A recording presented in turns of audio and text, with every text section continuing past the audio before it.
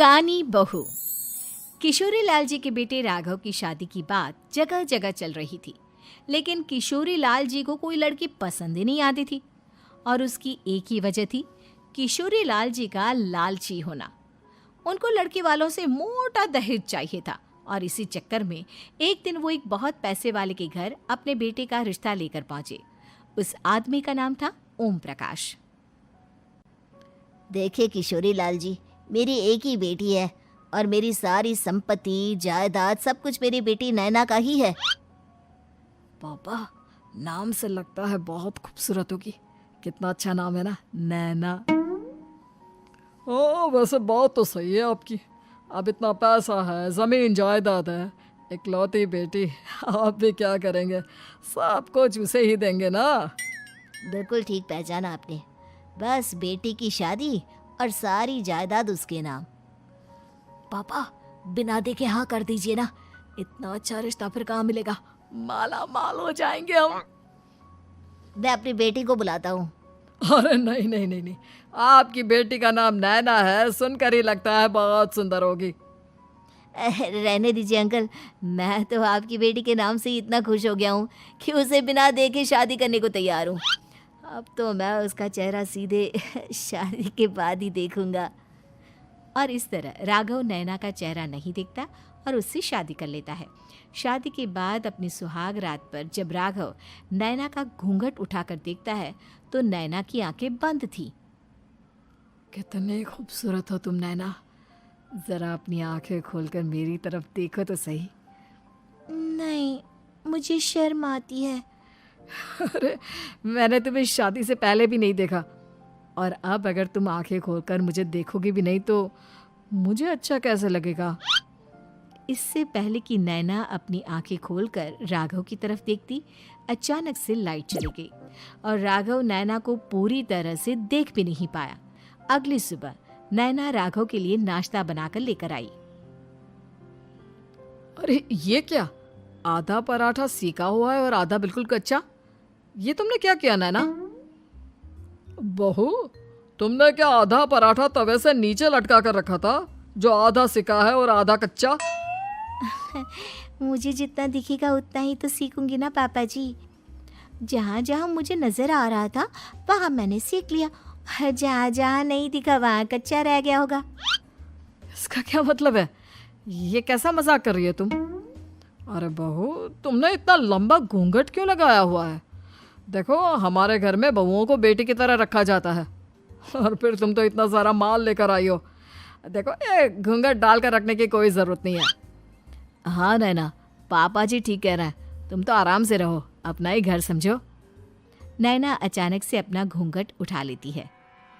अरे ये क्या पापा, नैना की तो एक आंख फूटी हुई है। नाम से नैना, लेकिन ये तो कानी बहू निकली। मेरे साथ धोखा हुआ है, धोखा। बिना दिखाए अपनी कानी लड़की मेरे संग ब्याह दी। मुझे कानी बीवी नहीं चाहिए। मुझे अभी ओम प्रकाश जी से बात करनी पड़ेगी। आखिर उन्होंने मेरे साथ ऐसा किया क्यों? अरे, आप लोगों ने ही तो पापा से कहा था कि आप लोग शादी से पहले मुझे देखना नहीं चाहते। अब मेरे पापा पर क्यों इल्जाम लगा रहे हैं? अरे लेकिन उन्हें बताना तो चाहिए था ना कि तुम कानी हो, एक आंख से तुम्हें दिखाई नहीं देता। किशोरी लाल और राघव नाराज होकर ओम प्रकाश को अपने घर बुलाते हैं। पापा जी, ये आपने क्या किया? शादी से पहले बताया क्यों नहीं कि नैना की आंखों में परेशानी है? अरे, आप ही ने तो लड़की देखने से मना कर दिया था। अरे लेकिन आप बता तो सकते थे। आपको तो हमारी बेटी की प्रॉपर्टी चाहिए थी, वो भी पूरी की पूरी। अब क्या हुआ अगर उसे आधा दिखाई देता है? प्रॉपर्टी तो आपको पूरी मिल गई ना। अरे ये क्या बात हुई?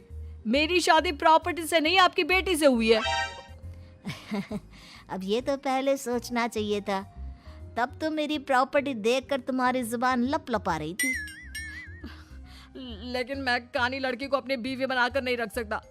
पापा, कुछ करिए ना आप। हाँ, करता हूँ। देखिए ओम प्रकाश जी, आप हमारे साथ ऐसा नहीं कर सकते। और तुम देखो, अगर तुमने मेरी बेटी से शादी तोड़ी ना, तो जो भी प्रॉपर्टी मैंने तुम्हें दी है वो तो पूरी की पूरी वापस ले ही लूँगा, और आधी प्रॉपर्टी तुम्हारी भी लूँगा। अरे मेरी आधी प्रॉपर्टी भला क्यों लेंगे आप? इसलिए क्योंकि मेरी बेटी को आधा नज़र आता है और उसकी नज़र अभी तक तुम्हारी आधी जायदाद पर ही पड़ी है। अब तुम उसे घर से निकालोगे तो कुछ तो लेकर जाएगी ना। और अगर हम आपकी बेटी को अपने घर की बहू बना कर रखे तो? तो तुम्हारी पूरी प्रॉपर्टी तुम्हारी ही रहेगी, और जो मैंने तुम्हें दिया है ना, उसमें से बस मैं आधा लेकर जाऊंगा। अरे लेकिन अब आप अपनी दी हुई प्रॉपर्टी में से आधी वापस क्यों लेकर जाएंगे? अगर मैं आपकी बेटी को अपनी पत्नी बनाकर रखने को तैयार हूं तो? इसलिए ताकि भविष्य में अगर तुम मेरी बेटी को धोखा दो तो उसके पास कुछ तो रहे जो पति का हो। वैसे मेरे पास तो बहुत कुछ है, लेकिन अपने पति की कोई निशानी तो उसके पास होनी चाहिए ना। अब अगर तुमने मेरी बेटी को कानी कहा तो तुम्हें प्रॉपर्टी भी कानी ही मिलेगी, पूरी नहीं। जमाए राजा। किशोरी लाल और राघव समझ चुके थे कि वो बुरी तरह फंस चुके हैं और अब उनके पास वहां से निकलने का कोई चारा नहीं है।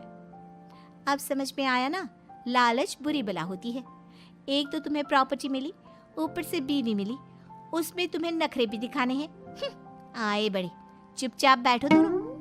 कुछ दिनों के बाद नैना राघव की कार लेकर बाजार घूमने निकलती है और जब कार लेकर वापस आती है, ये क्या? एक तरफ से मेरी गाड़ी पूरी खराब हो चुकी है। लगता है तुमने मेरी गाड़ी को किसी दूसरी गाड़ी के साथ एक्सीडेंट किया है। अरे अरे कितना बड़ा नुकसान कर दिया तुमने बहू। वो क्या है ना पापा जी, मुझे एक आंख से दिखाई नहीं दे रहा था, सामने से गाड़ी आ रही थी। मुझे तो सिर्फ आधा ही दिखाई दिया और वो गाड़ी मेरी कार से रगड़ते हुए निकल गई। अब मैं क्या करूं बताओ? आप इसे ठीक कराने के पैसे कौन देगा? तुम्हारे पापा। तुमने मुझसे इस तरह से बात की? अभी रुको। नैना राघव की शिकायत ओम प्रकाश को कर देती है। देखो राघव, अब जो मेरी आधी प्रॉपर्टी तुम्हारे पास थी ना, उसमें से आधी और मैं लेकर जाऊंगा, क्योंकि तुमने मेरी बेटी को डांटा। अरे नहीं नहीं पापा जी, गलती हो गई, माफ कर दो। गलती की तो कोई गुंजाइश ही नहीं। अगली बार मेरी बेटी को डांटा तो बची हुई आधी में से आधी और ले जाऊंगा। लालच के चक्कर में हम दोनों ने बहुत बड़ी गलती कर दी बेटा। एक तो तुम्हें कानी बहू मिली और ऊपर से जो माल मिला वो भी काना। इस तरह राघव की हर एक गलती पर ओम प्रकाश उसकी प्रॉपर्टी का आधा आधा हिस्सा लेकर अपना सारा माल वापस ले गया और राघव को कानी बीवी से काम चलाना पड़ा। भाई लालच वाकई में बुरी बला है।